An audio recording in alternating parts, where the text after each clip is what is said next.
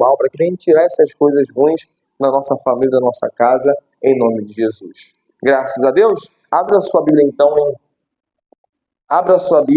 lá no livro de 2 Reis, capítulo 4, é aonde Deus ele deseja falar fortemente ao nosso coração, né?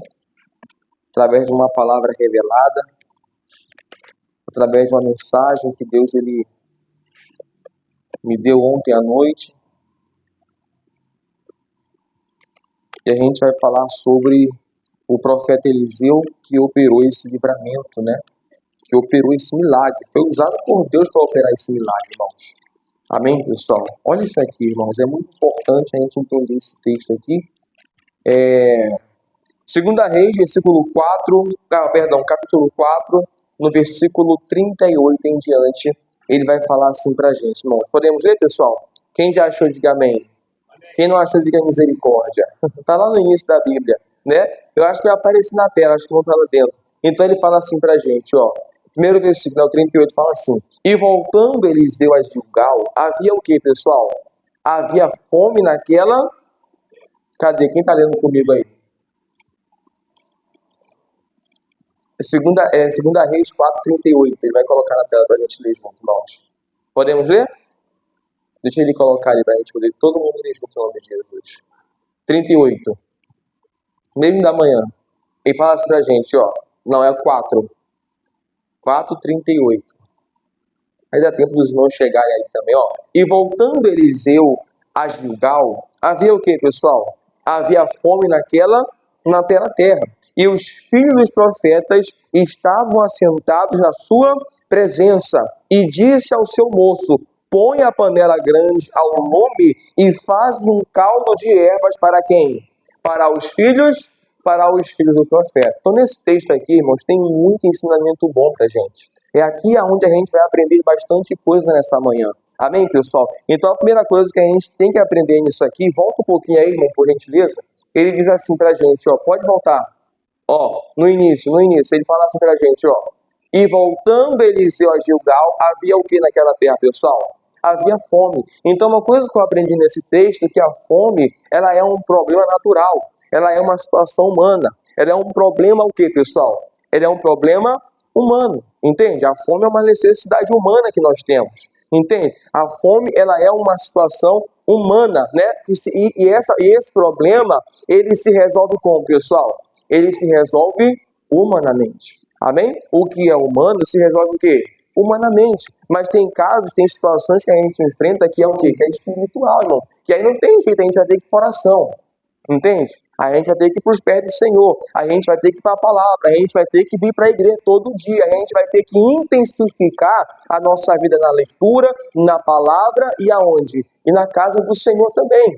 Amém, pessoal? Tem problemas que é espiritual. E para vencer esse tipo de problema, a gente vai ter que intensificar essa situação. Eu não sei se você lembra, mas só que o próprio Daniel, ele estava passando por uma situação espiritual. Quantos dias de jejum Daniel fez, irmãos? Não foram 10 dias, não. 10 foi o primeiro. Ele fez 21 dias de jejum sem comer nada. E aí, quando o anjo desce, o anjo fala para Daniel, eu tentei vir antes, mas o príncipe da Pérsia não deixou. Sabe? Então teve uma batalha espiritual, teve uma guerra espiritual. E o Daniel, ele entendeu aquilo, ele entendeu ele não sabia o que era, mas ele entendeu que era uma batalha, o que, pessoal? Espiritual. Eu preciso jejuar, eu preciso me consagrar, eu preciso intensificar a minha vida onde? Na casa de Deus. Eu preciso intensificar a minha vida na palavra, na oração, porque o problema é o quê? Ele é espiritual, só que a fome, ela é um problema humano. E coisas humanas se resolvem como, pessoal? Humanamente. E é isso que eu aprendi nesse texto, que muitas das vezes nós queremos que Deus resolva aquilo que nós temos que o quê? Que resolver. Entende? De vez em quando a gente senta e fica esperando Deus fazer aquilo que nós temos que o quê, pessoal? Aquilo que nós temos que fazer. Não adianta, irmão. Não adianta. O que cabe a gente resolve. O que cabe a Deus, pode ficar em paz, irmãos. Que Deus ele vai fazer. Entende? Tem coisas que a gente que tem que fazer. Mas de vez em quando a gente fica esperando Deus fazer. A gente fica esperando, sentado, Deus. Não, tem coisas que somos nós que vamos ter que o quê? Que fazer, irmãos. Amém, pessoal? Deus não vai trabalhar no seu lugar. Deus não vai lá imprimir o papel, Deus não vai lá pegar a caneta, Deus não vai fazer isso no nosso lugar. Isso quem faz é o quê? Isso quem faz é a gente. Mas Deus pode abrir porta. Entende? Deus ele pode fazer você prosperar naquele trabalho. Mas eu preciso levantar e ir para lá. Eu preciso estar lá. Então tem coisas que Deus pode fazer, mas tem coisas que somos nós que temos que fazer. E não adianta ficar, Deus faz, Deus não. Deus está falando assim, ó, meu amigo, você tem que fazer. Você tem que se levantar. Você tem que fazer isso, sabe? Então abra rapidamente a sua Bíblia em 1 Samuel 17, versículo 23, irmãos. Olha o que fala 1 Samuel, capítulo 17, versículo 23. Eu aprendi isso aqui ontem, ó. Todo mundo achou, pessoal? Acha com paciência, com calma. Se estiver difícil de encontrar, você pode acompanhar na tela com a gente, tá bom? Não é pecado você ler a Bíblia na tela. Amém, pessoal? Não é pecado não, tá, pastor? Vou ler na tela. Não, não é pecado, irmão. Graças a Deus que nós temos uma tela, né? Para a gente poder acompanhar a Bíblia aqui em nome do Senhor Jesus Cristo. Amém? Olha o que fala aqui, ó. E estando ele ainda falando com eles, eis que vinha subindo dos exércitos de quem, pessoal? Dos filisteus, o homem guerreiro, pode passar, cujo nome era o quê? Golias, o filisteu de Gate, e falou conforme aquelas palavras, e Davi o quê, pessoal? E Davi ouviu. Agora coloca o outro versículo. Porém, olha só, todos os homens de quê, pessoal? Todos aqueles, olha para mim agora, todos aqueles que poderiam ir lá lutar, todos aqueles que poderiam descer, que tinham que ir lá lutar, o que eles fizeram? Ó, vendo aquele homem, o que eles fizeram? Eles fugiram. Tá entendendo? Quem que ia descer para lutar era Deus ou era os homens de Israel? Eram os homens de Israel que iam ter que descer para lutar. Era eles que iam ter que enfrentar aquele gigante. Quando algum deles se levantassem, Deus também iria com ele. Que foi o caso de quem? De Davi. Davi falou, hoje mesmo o Senhor vai te entregar onde? E o Davi venceu aquele gigante, irmãos. Né? Não com uma pedrada, mas quando ele derruba ele e ele passa lá a espada no pescoço dele. Amém, pessoal? É muito interessante esse texto, mas a gente fala sobre ele outro dia. Então, uma coisa eu anotei no meu estudo, que quem tinha que resolver estava fugindo. Quem tinha que descer para lutar com o gigante estava o quê, ó? Fugindo quando viu o tamanho dele. 2 metros, 2,80 de altura. Irmão, 2,80 de altura é, sei lá, a altura dessa televisão mais ou menos. São quase 3 metros de altura, irmão. Um homem, meu Deus do céu, o cara olhava para ele assim e falava, eu vou ficar por aqui mesmo porque não tem o que fazer, irmão. Eu vou esperar alguém se levantar aí, vamos ficar aqui. E isso durou quanto tempo, irmãos? 40 dias, de manhã e de noite. Então aquele Golias, ele afrontou o povo 80 vezes. Foi 40 dias, 2 vezes por dia. De manhã ele ia lá. Cadê? Me dá um homem para lutar comigo. De noite ele ia de novo. Me dá um homem para lutar comigo. Está entendendo? Quando a gente não se levanta, o diabo começa a afrontar a gente. O diabo começa a humilhar a gente. O diabo começa a falar, a se sentir tal. Até chegar alguém ungido de Deus se levantar e entender. Enquanto alguém não se levantar, esse gigante vai ficar afrontando. Enquanto alguém não se levantar, o gigante vai ficar o quê? Está entendendo? Então era para os homens de Israel descer. O que eles estavam fazendo? Fugindo. Tem gente assim, irmãos, que foge das suas responsabilidades, principalmente espirituais. Foge da responsabilidade, irmãos. Entende? Abra agora rapidamente Números capítulo 13. Números capítulo 13, versículo 30. Graças a Deus. Acha aí. É só voltar uns 4 livros, se eu não me engano. Você chega até o livro de Números. Números capítulo 13, versículo 30. Amém? Acha aí, para a gente poder entender essa situação de que Deus ele vai esperar a gente se levantar. Não tem coisas que não adianta, irmão. Não é Deus que vai fazer, que vai ter que se levantar sou eu. Dinheiro não vai cair na tua porta. Você vai ter que se levantar e trabalhar. Entende? Você vai ter que ir lá, irmão. Entendeu? O INSS não vai provar que você sentado, você vai ter que levar o documento. Você vai ter que ir lá mostrar a causa que você pagou lá os anos, que você tem direito àquilo ali. Amém? E o que Deus pode fazer é liberar na hora, tocar no coração de alguém. Sabe? Mas enquanto a pessoa não se levantar lá, não vai acontecer nada. Amém, pessoal? Olha isso aqui, ó. Números 13, versículo 30 diz assim pra gente. Então, Caleb fez calar o povo perante Moisés e disse: subamos animosamente e possuamo-la em herança, porque certamente prevaleceremos contra quem? Contra ela, né?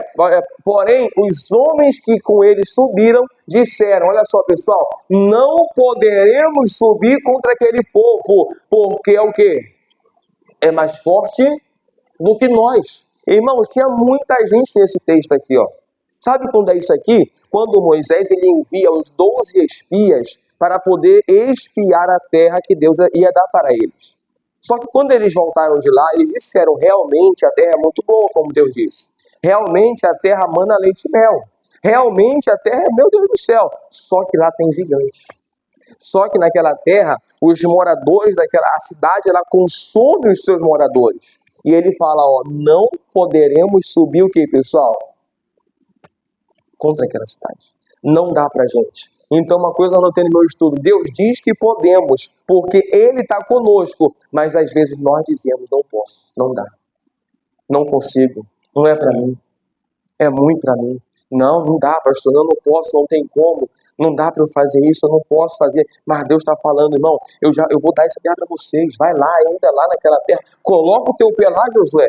Entra lá com esse povo, porque eu vou ser com vocês. Mas o povo sempre falava o quê?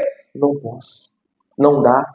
Não tem como. Tá entendendo? Quem tinha que ir lá e tomar posse da terra não tava indo. Somente o Josué e o Caleb. Primeiro o Caleb que falou, ó. Volta no versículo 30 agora. Olha o que o Caleb fala. Ele fala assim, ó. Então o Caleb ele fez calar aquele povo. Por que ele fez calar o povo? Porque o povo estava infamando aquela terra. Ela tinha uma fama. Eles estavam infamando, falando mal daquela terra. Falando coisas ruins daquela terra que Deus ia dar para ele, irmãos. Sabe? Então ele fez calar o povo perante a liderança, perante o Moisés. Que o Moisés não tinha falado nada. Então o Caleb, opa, peraí. Não, peraí, pode passar. E disse, subamos com o pessoal, animosamente. Vamos com ânimo. Vamos animado, com alegria. Amém, pessoal? Coloca a alegria no teu coração, irmão. Não deixa a tristeza, desânimo, não deixa essas coisas dominar o teu coração, irmãos. Eu até falei esses dias agora, como é ruim fazer algo desmotivado ou sem ânimo. É ou não é ruim, pessoal? Sem ânimo nenhum. Só não tem ânimo para nada. É bom fazer as coisas desanimado? Meu Deus do céu, é muito ruim.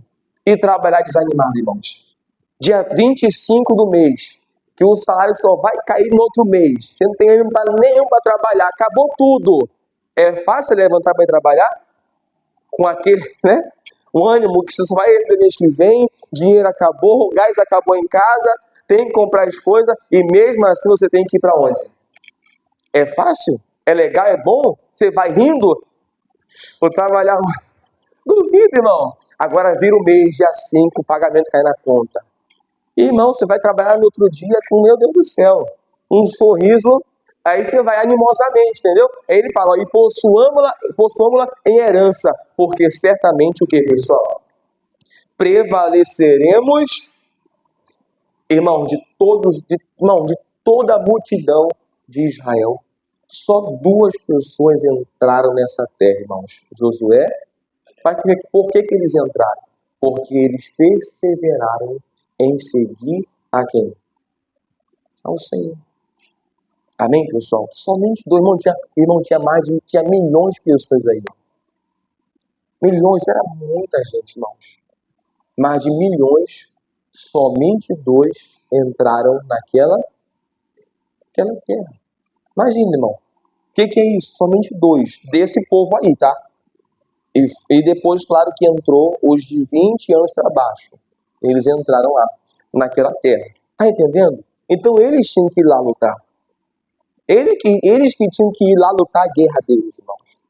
Mas não posso, não dá, não tem como. Amém? Agora eu quero te mostrar outra história. Alguém que não esperou. Abra para mim 2 Reis, capítulo 7. Agora eu quero te mostrar uma coisa muito importante, irmãos. Eu lembrei desse texto que eu estava meditando na palavra ontem. Ainda estou falando sobre que tem situações que Deus não vai resolver para a gente. Que a gente tem que resolver. Não adianta você ficar sentado na tua casa esperando cair fogo do céu, que não vai cair, não. Se bem que em Bangu, né, irmãos? De vez em quando parece que cai fogo do céu mesmo. Tem algum Elias por aí orando pelas escondidas aí, que tem um período aí, irmão, que só Jesus sabe, né? E a gente também, que a gente passa aqui. Amém? Quem está compreendendo, pessoal? Diga amém. 2 Reis 7, versículo 1. Entende? Olha isso aqui, ó. Eu vou ler até o 6, tá? Ele fala assim: então disse Eliseu, ouvi a palavra do Senhor. Assim diz quem, pessoal? O Senhor: amanhã, quase a este tempo, uma medida de farinha haverá por um ciclo, pode passar, e 2 medidas de cevada por um ciclo à porta da onde, pessoal? A porta de Samaria. 2. Porém, um capitão em cuja mão o rei se encostava, respondeu ao homem de Deus e disse: o que ele falou para ele, irmãos? Eis que ainda que o Senhor fizesse janela no céu, poder-se-ia fazer isso? E ele disse, olha o que Eliseu disse: eis que o verás com os teus olhos, porém daí não comerás. É só 2, calma aí. E 4 homens leprosos estavam à entrada da porta, os quais disseram uns aos outros, olha o que eles disseram: para que estaremos nós aqui até morrermos? 4. Se dissermos, entremos na cidade, há fome na cidade, e morremos aí. E se ficarmos aqui, também o que, pessoal? Também morreremos. Vamos nós, pois, agora, e demos conosco no arraial de quem? Dos Círios. Pode passar. Se nos deixarem viver, viveremos. E se nos matarem, então somente o quê? Morreremos. 5. E olha aí, é aí que eu queria chegar. E levantaram-se ao crepúsculo para irem aonde? Ao arraial dos Círios. Versículo agora. E chegando à entrada do arraial dos Círios, eis que não havia o quê?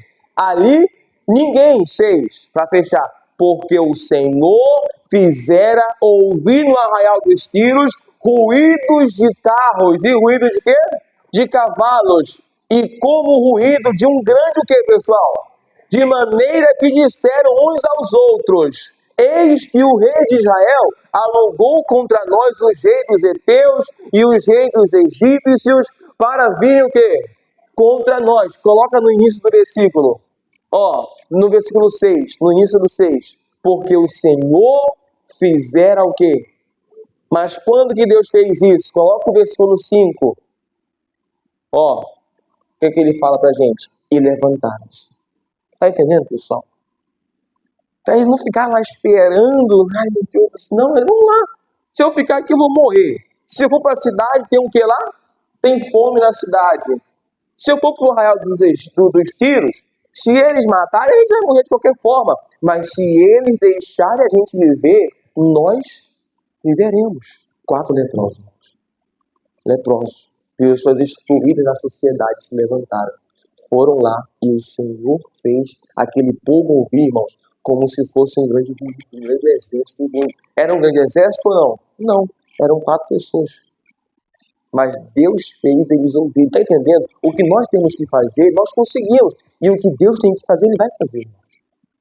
O que é para mim fazer, eu tenho que fazer. O que está no meu alcance, eu tenho que fazer, irmãos.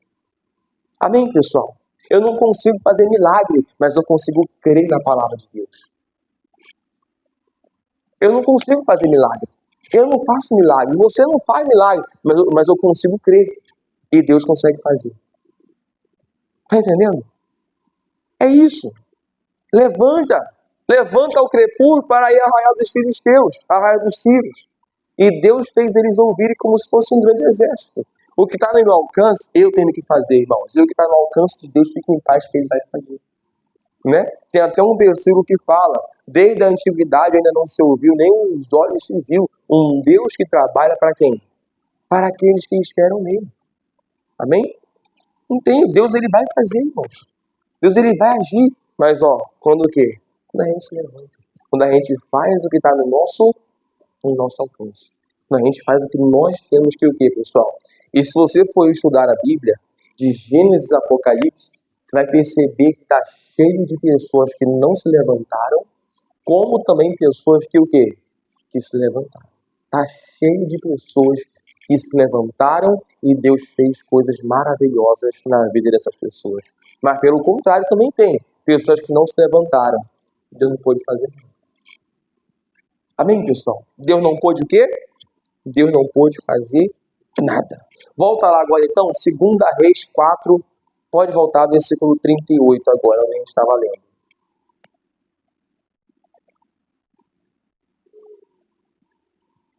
Graças a Deus. 2 Reis 4, 38. Foi aí? Deixa ele colocar na tela para a gente ler. E voltando então Eliseu a Gilgal, havia o que, pessoal? Aqui tem outra coisa importante, irmãos. Você vai perceber que eu gosto muito de parar nas palavras, nos textos. Eu gosto muito de esmiuçar devagarinho ali, Havia fome, já falamos sobre a fome. Agora, outra coisa importante. Havia fome aonde? Naquela terra. Então, não era em todas as terras que havia o que, pessoal? Fome. Era onde? Era naquela terra. Talvez o problema de outra cidade era outro problema. E aí eu aprendo outra coisa. Que cada um aqui, o problema é o que? É o mesmo ou é diferente? É diferente, irmão. Eu não digo nenhum problema, não era essa palavra que eu queria colocar, e não foi essa palavra que eu coloquei no meu estudo, eu coloquei situação. Entende? Eu coloquei aqui, ninguém tem a mesma situação. Aqui ninguém tem a mesma família. Aqui ninguém tem a mesma terra, a não ser que tenha mãe e filho, né? Tem mãe e filho aqui, tem marido e esposa, então é a mesma família, né? Mas é diferente de cada um. Havia naquela terra aquele problema específico. Naquele lugar, era aquela situação. E talvez se eles fossem para outro lugar, já era outra situação. Já era outra batalha, já era outra luta. Então, uma coisa que eu notei, as situações, elas são Não, agora eu li errado, né? Não era em todo lugar. Então, eu anotei assim, que a sua família é uma situação, não é a mesma que a outra. Entende? Então, irmãos, uma coisa que eu aprendi, aprenda a batalhar a sua batalha. E o irmão aprende a batalhar o quê? A dele. Eu não tenho que ficar assumindo a batalha do meu irmão. Eu não tenho que ficar assumindo o problema dos outros na minha vida, irmão. Eu vou lutar a minha batalha. Eu vou lutar a minha guerra. Né? E se possível for, vou orar pelo meu irmão. Vou orar por quem me persegue, mas eu não vou carregar a batalha dele como se fosse minha. Entende? Porque quem precisa vencer a batalha dele sou eu? Não, que precisa vencer ele. Entende? É meu irmão que está lá, ele luta pela família dele, eu luto por quem? Pela minha. Tá conseguindo entender, irmãos? Eu não vou ficar assumindo o problema dos outros para mim e ficar sobrecarregado, sem dormir. Sabe? Uma coisa que eu aprendi com o pastor Nilson, que ele fala muito. Quer lutar pela sua família? Eu estou aqui, vem para a igreja. Se levanta e vem. Não quer? Tudo bem. Eu vou orar com quem vem. Eu vou orar com quem quer lutar. Entende? Aí quem não quer, eu vou fazer o quê? A batalha dele, a luta dele, a família dele. Ele que aprende a batalhar a guerra dele lá. E quem quer, tá aqui. Vem para a casa de Deus. De manhã tivemos aqui 80 pessoas de manhã vindo na casa do Senhor. Agora deve ter umas 20 e pouca. De tarde tem também 20 pessoas. De noite, mais umas 40 pessoas. Tá conseguindo entender? Então, quem quer se levanta e vai, irmão. E a gente se une em oração. A gente está aqui para orar um pelo outro. Aí, mas quem não quer, irmão. Aí cada um sabe da sua vida. Eu parei com isso, irmão. De ficar assumindo responsabilidade dos outros. Sabe, eu posso dar uma palavra, eu posso orar com a pessoa, mas a batalha não é minha. Entende? Aprenda a lutar a sua batalha. Aprenda. Aprenda a lutar a sua guerra. Estude seu adversário, estude seu inimigo. Aprenda a se revestir com a armadura de Deus. Aprenda a se armar com a palavra para você guerrear a sua batalha e vencer a sua guerra. E vencer essa situação, irmãos. É por isso que ele fala, e havia fome naquela terra. Não era em todas as terras, era onde? Naquela. A fome era específica ali naquele lugar. Entende? Então Deus ele foi lá e fez a obra. E uma coisa que eu anotei aqui, ó, agora vai entrar o diferencial em tudo, né? Então, deixa eu só ver aqui. Quem está com a Bíblia na mão aí aberta? Todo mundo? Porque o irmão saiu dali de dentro, ele não está lá dentro mais. Mas fala uma coisa pra gente aqui, ó. Fala assim pra gente, irmãos, ó. Então havia uma fome aonde? Naquela terra. Olha o que eu ia falar assim, ó. Esse aqui é o diferencial. E os filhos dos profetas estavam aonde, pessoal? Estavam assentados aonde? Na presença do profeta. Estavam assentados, né? Na sua presença. Sabe o que eu percebo nisso aqui? Claramente a gente diante de Deus. Eu sei que Eliseu não era Deus, irmãos. Mas se você for ler, isso aqui para mim é uma representação. Entende? De quem está onde? Na presença de Deus. Você vai perceber que muitas das vezes o Brasil vai entrar em crise. Mas se eu estiver na presença de Deus, irmão, não tem esse tipo de crise. Eu tenho que tirar isso do meu coração. Eu tenho que tirar isso que o jornal coloca no meu coração. Ah, o Brasil está assim, você vai viver assim também. Não, tira isso do seu coração. Ah, o Brasil está desse jeito, mas eu não vou estar. Porque eu estou aonde? Na presença de Deus. Amém, pessoal? Eu estou na presença do Pai. Ah, mas lá fora está desse jeito. Lá fora tá, mas aqui não. Ah, mas lá está daquele jeito, não está. Aí, irmão, as pessoas insistem em um Brasil com crise. Quinta-feira à noite, a gente vai jogar bola em Realengo. Quando a gente sai do campo, quinta-feira à noite, a gente vira a próxima rua à esquerda. Irmãos, o bar está lotado de gente. Que crise é essa? Que crise é essa no Brasil? Crise está nos hospitais, que está assim de gente também. Porque não tem remédio, porque não tem medicamento, os aparelhos ruins, tudo quebrado, tudo ruim. Aí isso aí sim, entende? Mas a gente vira à esquerda para vir para cá, para a igreja, irmão, é assim, ó, 9 da noite, 10 da noite, de gente. Que crise é essa?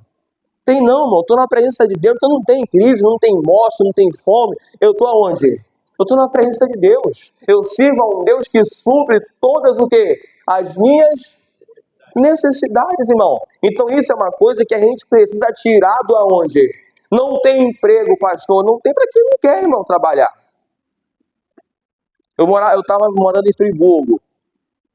Irmãos, tem uma rua lá que é a praça do centro lá. Irmão, eu ia evangelizar naquela rua ali, na praça, entregar panfleto, evangelizar, orar pelo pessoal lá. Irmão, a gente via, meu Deus do céu, muitas placas. Precisa-se de ajudante, precisa-se de padeiro, precisa de trabalhador, precisa-se de vendedor, com ou sem experiência. Irmão, tá lá cheio de placa nas lojas. E na praça, do outro lado, um monte de gente desempregada. Ah, não tem emprego. Não tem? Mas você se formou para ser advogado? Não, então você quer o quê? Tu se formou para ser um administrador, um administrativo? Não, então o que você quer? Entende? Não vai abrir essa porta. Se eu não tenho a minha aliançazinha de advogado, meu diploma de doutor, não vai abrir essa porta. Amém, pessoal? Tá lá, tá cheio. E é engraçado, isso é sério, irmão. Cheio de placa de um lado e do outro lado cheio de gente sem trabalhar. E enchendo a cara de cachaça. Pedindo moeda. Eu não dou. Ah, pera aí, rapidinho, para aí. Não é dinheiro que eu quero, não. Compra uma balinha pra mim, irmão. Deus te abençoe, irmão. Passa direto. Ah, o senhor é mau, pastor. Não sou mau, não, irmão. Meu dinheiro é santo. Meu dinheiro é santo. Tá cheio de placa de trabalho lá. Não quer trabalhar por quê? Não sei. Cada um sabe da sua vida. Amém, pessoal? Pode passar, irmão, essa parte aí. Coloca na outra parte. Para todo mundo ler. Ó. É isso que ele fala. Ó. E os filhos dos profetas estavam onde? Assentados na sua presença. Amém? Não tem negócio de fome, de crise, de não sei o que. O Brasil está desse jeito. Não, comigo não tem, porque eu estou aonde? Na presença do meu Deus. Sabe? Eu quero que você leia comigo agora, rapidamente, Ruth, capítulo 1. Coloca pra gente aí, reverendo. Ruth, capítulo 1.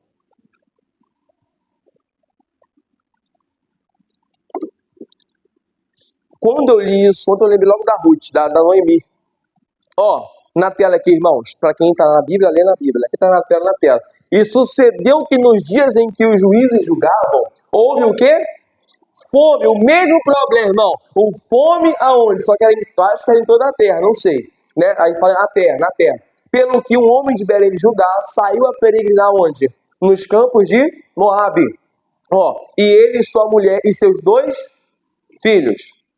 E era o nome deste homem Elimeleque, e o nome da sua mulher Noemi, que significa agradável. E os nomes dos seus 2 filhos eram Malom e Quilion, efrateus de Belém. O que significa Belém, pessoal? Casa do pão. Que não tinha pão. É igual a padaria. Vai na padaria, não tem pão, né? Tem uma coisa errada aqui, né? Tá alguma coisa errada. Queria um pão, não tem pão. É pão o quê? Que é o quê? A padaria ou um açougue? Ah, padaria, mas não tem pão. Então tem que fechar isso aí, irmão. Ó, e de Judá. E vieram aos campos de Moabe e ficaram aonde? E ficaram ali. E morreu Elimeleque, marido de Noemi. E ficou ela com os seus 2 filhos. Versículo 4. Os quais tomaram para si mulheres o quê? Moabitas. 5. 4 ainda, né? E era o nome de uma Orfa e o nome de outra Ruth. E ficaram ali quantos anos? 10 anos. Pode passar. Ó, e morreram também ambos, Malom e quem mais? Quilion, pode passar. Ficando assim esta mulher desamparada de seus 2 filhos e de quem mais? E de seu marido. Aí eu te pergunto uma coisa, Noemi estava ou não estava na presença de Deus? Não estava. Não estava. Primeiro que ela saiu de Belém sem a direção de quem? De Deus. Quando a gente não está na presença de Deus, a gente toma as nossas próprias decisões. Lá parece ser melhor, vamos para lá. Chegou lá, perdeu o marido, ainda perdeu os 2 filhos. E depois ainda perde quem? Uma nora. Só fica a Ruth com ela. Graças a Deus. Se não fosse a Ruth, talvez não sei o que aconteceria com essa mulher. Tá entendendo? Não estava, irmão. Não ter a Ruth e a família dela foram para esses lugares, né?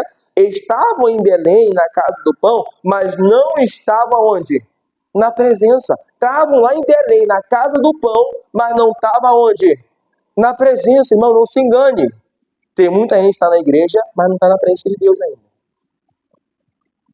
Nem todo mundo que está em Israel é o quê? Israelita. Nem todo mundo que está na igreja, que vem na igreja, se senta, já é convertido, já é convertido. Né? Conversão é mudança de vida. É mudança de direção. Não se engane com isso, não. Entende? Eles estavam em Belém. Foram para Moab, voltaram para Belém, mas não estavam aonde? Na presença de Deus. Amém, pessoal? Eu sempre falo, meu Deus é o Deus que supre a necessidade. O meu Deus é o Deus que vai prover. O meu Deus é o Deus que vai fazer. Esse é o Deus que eu confio, irmãos. Que no meio da necessidade, fome, sei lá, praga, Ele não vai me deixar desamparado. Ela ficou desamparada, ó, de seus 2 maridos e de seus 2. Você vê que nem fala de Deus ali. Amém, pessoal? Ela estava onde? Distante da presença de Deus. Diferente do espírito do profeta, que estavam na presença de Deus. E aí, então, volta lá, por favor, para a gente poder terminar agora.